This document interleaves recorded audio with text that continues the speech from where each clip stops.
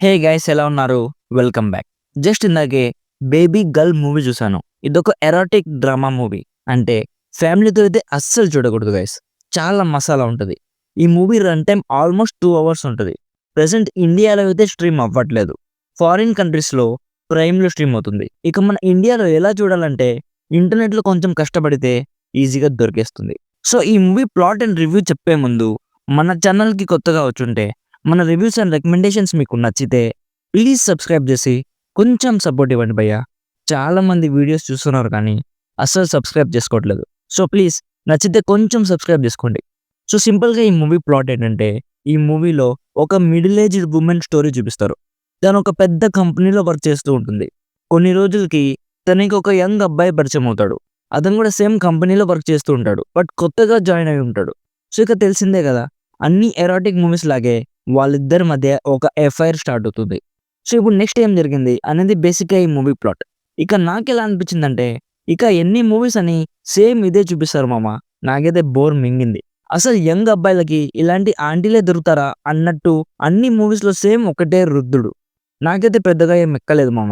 But erotic movies ఎందుకు చూస్తారో అలాంటి సీన్స్ కోసమే కదా. అలాంటి సీన్స్ కోసం మూవీ చూసే వాళ్ళనైతే సాటిస్ఫై చేస్తుందనే చెప్పాలి. అలాంటి సీన్స్ చాలానే ఉన్నాయి. బట్ మరి 'fifty shades of grey' movie ఉంది కదా, అందులో ఉన్నన్నైతే లేవు. అక్కడక్కడ కొన్ని ఉన్నాయి. బట్ చాలానే ఉన్నాయి. ఇక మీరే అర్థం చేసుకోండి, నేను డీటెయిల్‌గా చెప్పలేను. అండ్ ఈ మూవీ ఎండింగ్ చూసాక నాకైతే నవ్వొచ్చింది గైస్. అసలు మరీ టూ మచ్. చూడండి మీకే తెలుస్తుంది. నికోల్ కిడ్‌మ్యాన్ అదే ఈ మూవీలో మెయిన్ హీరోయిన్‌గా చేసింది కదా తను. తన పెర్ఫార్మెన్స్ చాలా బావుంది. తను 1990s నుంచి 2010 వరకు హాలీవుడ్‌లో ఒక పెద్ద స్టార్ హీరోయిన్ గైస్.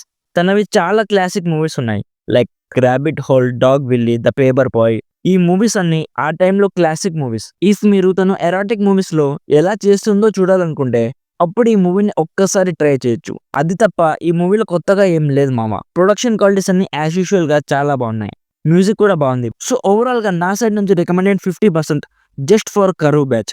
అండ్ ఫ్యామిలీతో అయితే అస్సలు చూడకండి. చూస్తే పోతారు. పైకి కాదు, ఇంట్లో నుంచి బయటికి. సో ఇది గైస్ 'బేబీ గర్ల్' మూవీ గురించి. ఆల్రెడీ ఈ మూవీ మీరు చూసుంటే మీకెలా అనిపించిందో కామెంట్స్‌లో చెప్పండి. వీడియో నచ్చితే లైక్ చేసి మన ఛానల్‌కి కొత్తగా వచ్చుంటే సబ్స్క్రైబ్ చేసుకోవడం మాత్రం అస్సలు మర్చిపోకండి. Thank you so much for watching. Meet you in the next video. By by. జై హింద్.